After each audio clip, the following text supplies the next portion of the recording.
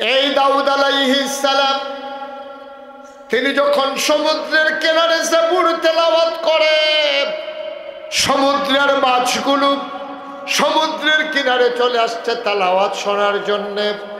মুসলমানের জন্য পবিত্র দিনের নাম জুমাবার, শুক্রবার আজকের দিন, সুবহানাল্লাহ কয় না? খ্রিস্টানদের জন্য পবিত্র দিন হইল রবিবার, আর ইহুদিদের জন্য পবিত্র দিন হইল শনিবার। ইহুদিরা শনিবারকে বেশি মহব্বত করত, তারা ভালোবাসত, পবিত্র দিন মনে করত।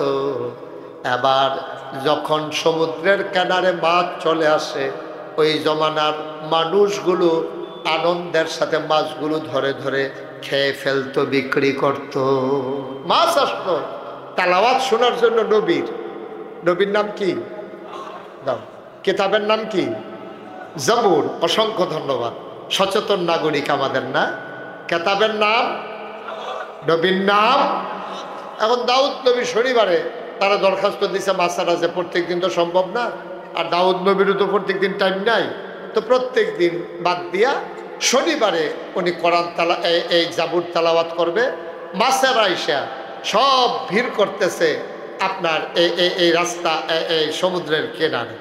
সমুদ্রের কিনারে যখন মাছেরা ভিড় করতে আছে আর দাউদ নবী জাবুর তেলাওয়াত করতেছে, আজব কারবার কি জানেন? তখন মাছেরা দাউদ নবীর কাছে দরখাস্ত, খুব খেয়াল করেন মনোযোগের সাথে, দাউদ নবীর কাছে মাছেরা দরখাস্ত দিছে, দাউদ আলাইহিস সালাম, আমরা তো আপনার তেলাওয়াত শোনার জন্য আসি, মানুষগুলো তো আমাদেরকে ধরে ফেলে, আর মানুষ মনে করছে আমরা কি বোকা? মাছ বেড়া সারাদিন খাওয়াইয়া মাছ পাওয়া যায় না, আর কান্দা তাইয়া মাছ লেগে রয়েছে, ধরতে সমস্যা কি? সবাই মিললে মাছ ধরতো। মাছেরা দরখাস্ত দিছে দাউদ নবীর কাছে যে দাউদ নবী, আপনি বলে আল্লাহর কাছ থেকে একটা আইন পাশ করাই দেন যে শনিবারে মাছ ধরা বন্ধ, যেন শনিবারে মাছ না ধরে। এখন শনিবারে মাছ ধরা বন্ধ, তা আল্লাহ আইন করে দিলেন ইয়মুস-সাbt, যে শনিবারে তোমরা মাছ ধরবা না, মাছ ধরলেও অন্য দিন ধরবা, যেহেতু এই দিন তেলাওয়াত শোনার জন্য মাছেরা আসে, এই দিন ধরা যাবে না। তো সাধারণ যারা মানুষ, জেলে মানুষ হয়ে গেছে এখন দিন 3 ভাগ, 5 ভাগ। এই ঘোষণা আসার পরে মানুষ হয়ে গেছে কয় ভাগ? আরে জোরে কথা কয় না, কয় ভাগ? মঞ্চে যারা আছে না কইলেও সারবো না, তারা যে বইয়া রয়েছে এটা তো বেশি। মঞ্চে উঠার লগে লগে 2টা বালিশ দেওয়ানোর দরকার ছিল তারা। হ্যাঁ, তারা কথা কইয়ার কয় ভাগ? এই তো মাশাআল্লাহ কথা কইছে। হ্যাঁ, আমি তো মনে করছি পারে না, পারে কয় না। কয় ভাগ রে? মানুষ হয়ে গেছে, আইন হয়েছে যে শনিবারে মাছ ধরা কি, শনিবারে মাছ ধরা কি বন্ধ। আইন হওয়ার পরে মানুষ হয়ে গেছে 2 ভাগ। একদল কয়, এরকম কত আইন দেখলাম, এই আইন মানলে চলবো? এত সহজে মাছ পাওয়া যাবে না, সারাদিন খাওয়াইয়া মাছ ধরন যায় না, আর মাছ আইয়া কান্দাত লাগে আইন করলে মানি নাকি? একদল ডাইরেক্ট অস্বীকার করে শনিবারে ইচ্ছা মতো মাছ ধরলো। আরেক দল বুদ্ধি করলো, শনিবারে যখন মাছ ধরা বন্ধ, আল্লাহ যখন কয় আল্লাহরে সেতাইয়া লাভ কি, যেহেতু আল্লাহর জান্নাতও যাওন লাগবো, তা আল্লাহরে সেতাইয়া তো আল্লাহর জান্নাতও যাওন যেত না, তো শনিবারে ধরন লাগবে, তো ঠেয়া কি তারা করছে কি, তা শনিবারে বান দিয়া রাখতো, রবিবারে ধরতো। আমার মনে এটির বাড়ি বাংলাদেশ হইব। এত বুদ্ধি বাংলাদেশের তারা ছাড়া কেউ এটা ইয়ে পারত না রে। এটা বলতে বাড়ি বোধহয় বাংলাদেশে তানজির, এটা শনিবারে বান দিয়া রাখতো, রবিবারে গিয়া ধরতো। আইন মানতে আছে, আইন বাংলাকে ঠিক হবে না, এই জন্য আইন মানতে আছে, শনিবারে বান দিয়া রবিবারে ধরে। আরেক তারা ধরেও না, তারা এটার কাছেও যায় না। মানুষ 3 ভাগ হয়ে গেল। এক তারা ধরবই, আরেক তারা আমরা ধরবো না। খুব খেয়াল করেন, চিকন কথা। এক তারা ধরবেই, অস্বীকার করে ফেললো। আরেক তারা আমরা ধরবো না, কারো কাছে কিছু বলবো না। আরেক তারা আমরা ধরবো না, কাউকে ধরতে দেব না। সুবহানাল্লাহ বলবেন না? মানুষ হলো কয় ভাগ? কথা হয় না, কয় ভাগ?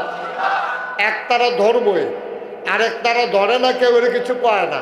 আরেক তারা ধরে না, কাউরে ধরতে দেয় না, কয় যে আমরা কাউকে ধরতে দেবো না, আল্লাহর আইন লঙ্ঘন করতে কাউকে দেব না, এটা আমরা সিদ্ধান্ত, ডিসিশন। 1 দল লোক 3 দল লোক ভাগ হয়ে গেছে। এক তারা ধরে, আরেক তারা ধরে না, মাতেও না, আরেক তারা ধরেও না, কেউ ধরতে দেয়ও না। আল্লাহ তাবারক ওয়া তাআলা এবার কি করলেন? এই যে এই কারবারটি যে মানুষ করতেছে, আল্লাহ দেখে না কি দেখে না? আল্লাহ জানে না কি জানে না? আল্লাহ তাবারক ওয়া তাআলা সব দেখেন, সব জানেন। আপনি যদি রাতের আধারে ডুব দিয়া আপনি যদি এক ঢুক পানি খান, কেউ দেখবে না, একজন দেখে, তিনি কে? আপনি রোজা রাখছেন, এবার তো রোজা মোটামুটি ছোটো দিনই পড়ছে, এক চাইতে বড় দিনও তো রোজা ছিল। এই যে রোজার ভিতরে আপনি দুপুরবেলা মনে করেন অজু করতে আসেন, একজনে সাপ দিতে আছে আর আপনি অজু করতে আসেন, অজুর ভিতরে 3 বার কুলি করেন, যেতে সাপ দেয় হ্যাঁতেও খেয়াল করছে না, আপনি 3 বার কুলির ভিতরে 2 সাইডেরটা হালাইছেন, মাঝেরটা ঢুকিয়ে হালাইছেন। যে সাপ দিতে আছে তেও দেখে না, কিন্তু একজন দেখে, তিনি কে?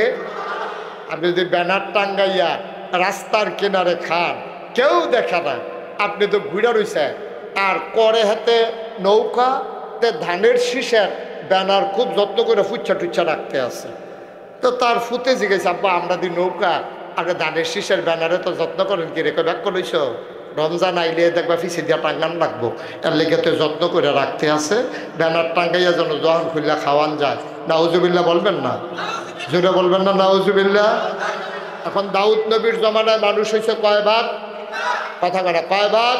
3 ভাগ। আল্লাহ 2 দলকে ধ্বংস করে দিল। আমার মূল মেসেজ যেটা, আমি যেটা আপনাদেরকে বোঝাতে চাই, আমি মূল কথায় চলে আসছি। আল্লাহ 2 দলকে ধ্বংস করে দিলেন।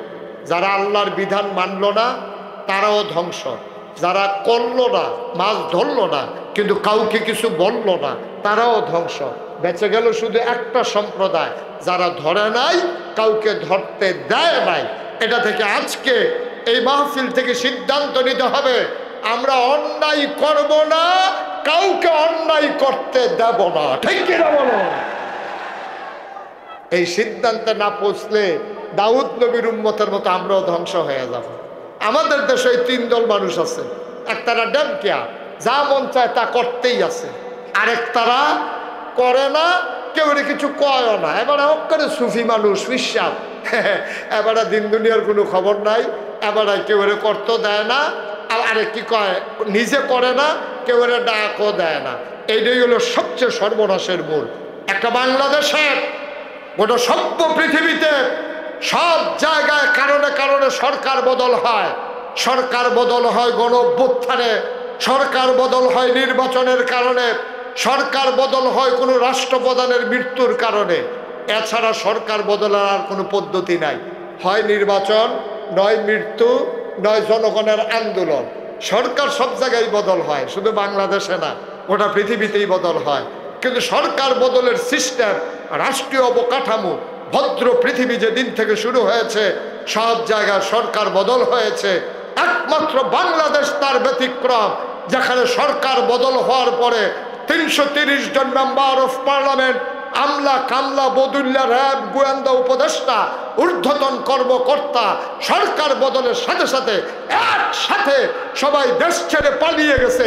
বাংলাদেশ ছাড়ার কোথাও হয় না। কারণ কি বলতে পারবেন? কারণ হইল ওই দাউদ নবীর হেই গ্রুপ। আমরা করতাম না, কেউ কিছু কইতাম না। আমরা কন্যার দলটা যদি আরো শক্ত হইতো, যদি আমরা যারা বলি অন্যায়ের বিরোধিতা করি, এই গ্রুপটা যদি আরো শক্ত হইতো, এই জগদ্দল পাথর 17 বছর লাস্টিং করতে পারতো না। ঠিক কিনা কয়? এই লাস্টিং করার কারণ হলো আমরা কিছু কিছু ম্যাত্রা মার্খা লোক আছে, এবারে সুফি মানুষ, এবারে কেউ কিছু কয়ও না, এবারে গোনা কয় আমি সাথে ফাঁসে নাই, আমি নিজে বা এটা করতাম পারতাম না, কেউ বাধাও দিতাম পারতাম না। আল্লাহ নবী কয় তোমারে আমি দুনিয়াতে রাখতামও না। তুমি বাটফার মার্খা লোক, তুমি আলু, তুমি হুটকি তো লাগো, গুস্তি তো লাগো, তোমারে যেহেন দে মাসাল্লাহ কি মিল দিয়ালা আসিনির এই বাটফা। আল্লাহ কি সিদ্ধান্ত নিলেন দেখেন।